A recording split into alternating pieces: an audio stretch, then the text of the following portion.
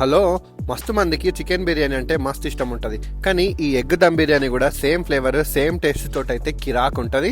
And process recipe కూడా మస్తు easy, జల్దీ అయిపోతుంది. ఇంగ్రీడియంట్స్ క్వాంటిటీ అండ్ రెసిపీ కింద డిస్క్రిప్షన్లో క్లియర్గా రాస్తా, మెన్షన్ చేస్తా, చెక్ చేసుకోండి. నేను ఇప్పుడు 2 గ్లాస్ బాస్మతి రైస్కి అయితే క్వాంటిటీ చెప్తా. దానికోసం 4 గ్లాస్ వాటర్ అయితే బగోన్లో వేడి చేసుకుంటప్పుడు కొంచెం నూనె పోసుకొని దాంట్లో బిర్యానీ ఆకు, స్టార్ అనైజ్, లవంగాలు, పెప్పర్, దాల్చిన చెక్క, బండ పువ్వు, షాజీరా, ఇలాచి, లవంగాలు ఇవన్నీ వేసుకొని కొంచెం ఎసరు వస్తుంటాయి కదా రైస్, అప్పుడు కొంచెం సాల్ట్ వేసుకోవాలి టేస్ట్కి తగ్గట్టు. ఇప్పుడు మొత్తం మంచిగా మిక్సీ వేసుకొని ఎసరు వచ్చేటప్పుడు మనం ఒక హాఫ్ అన్ అవర్ నానబెట్టుకున్న బాస్మతి రైస్ని అయితే బగోన్లో వేసుకోవాలి. రైస్ని ఓవర్ కుక్ చేసుకోవద్దు, అట్లానే డ్రై కుక్ కూడా వేసుకోవద్దు. ఎందుకంటే మనకి ఇప్పుడు suppose vegetable biryani, chicken biryani అయితే వాటర్ రిలీజ్ అవుతుంది కాబట్టి దమ్ అయిపోతుంది. సో ఎగ్లో నుంచి అయితే వాటర్ ఏం రావు కాబట్టి రైస్ మంచిగా పొడి పొడి అయ్యేటట్టు అయితే ముందే వండి పెట్టుకోవాలి. ఇప్పుడు ఒక 5 eggs తీసుకొని ప్యాన్లో కొంచెం నూనె వేసుకొని రోస్ట్ చేసుకోవాలి. నేను దీని పైన నుంచి కొంచెం స్పైసెస్ కూడా యాడ్ చేసిన, ఉప్పు, కారం, ధనియాల పొడి, గరం మసాలా ఇవన్నీ, అట్లా పసుపు కూడా. ఇప్పుడు మెయిన్ గా బిర్యానీ గ్రేవీ ప్రిపేర్ చేసుకోవాలి. దీనికోసం ప్యాన్ లోనైతే నేను ఒక 2 tablespoons ఆయిల్ తీసుకున్నా. ఆయిల్ కొంచెం ఎక్కువనే తీసుకోవచ్చు.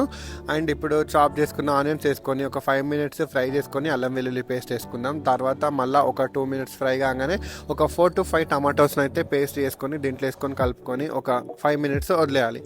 దీంట్లో ఇప్పుడు కారము, ఉప్పు, పసుపు, ధనియాల పొడి, గరం మసాలా, బిర్యానీ మసాలా అండ్ జీలకర్ర పొడి ఇవన్నీ వేసేసుకొని ఒక 5 minutes కలుపుకొని మనం పక్కన పెట్టుకుంటే మెల్లిగా ఆయిల్ రిలీజ్ అవుతుంది. సో ఆయిల్ రిలీజ్ అవుతున్నప్పుడు మళ్ళీ మంచిగా మిక్స్ చేసుకొని ఒక కప్పు పెరుగు, దాన్ని మంచిగా విస్క్ చేసుకోవాలి. అంటే గడ్డలు గడ్డలు ఇట్లా లేకుండా క్రీమ్ లాగానైతే విస్క్ చేసుకొని ఆ పెరుగుని దీంట్లో వేసుకుంటే చాలు. వాటర్ అయితే అస్సలు పోసుకోవద్దు.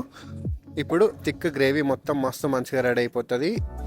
పెరుగు కలిపిన తర్వాత కూడా ఒక 2 minutes అయిందనుకో మళ్ళీ మెల్లిగా ఆయిల్ రిలీజ్ అవుతుంది. సో ఫైనల్గానైతే గ్రేవీ ప్రిపేర్ అయిపోతున్నట్టు.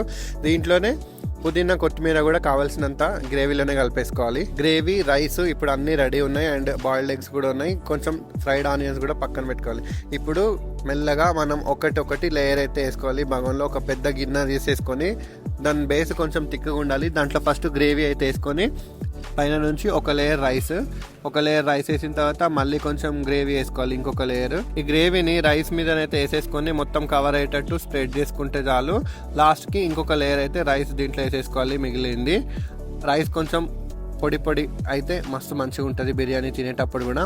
లాస్ట్కి అయితే ఇప్పుడు ఫ్రై చేసుకున్న ఎగ్స్ ఉంటాయి కదా, అవి ఒకదాని తర్వాత ఒకటి పెట్టేసుకొని ఫ్రైడ్ ఆనియన్స్ అండ్ పుదీనా, మంచి ఫ్రెష్గా ఉన్న పుదీనా ఇవన్నీ చాప్ చేసేసుకొని దీని మీద వేసేసుకొని పైన మూత పెట్టి కవర్ చేసుకోవాలి. దాని లోపలికి అసలు గాలి ఇవ్వకుండానైతే కవర్ చేసుకోవాలి ఫుల్గా.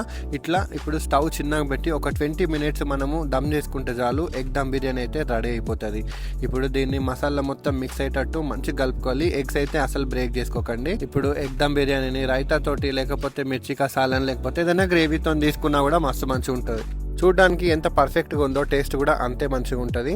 మీరు కూడా అయితే ట్రై చేయండి. వీడియో నచ్చినా, రెసిపీ నచ్చినా లైక్ అయితే చేయడం మర్చిపోకండి. అట్లానే కామెంట్ చేయండి, వీడియోస్ని షేర్ చేయండి అండ్ కొత్తగా చూస్తున్న వాళ్ళు సబ్స్క్రైబ్ చేసుకోండి. Thank you.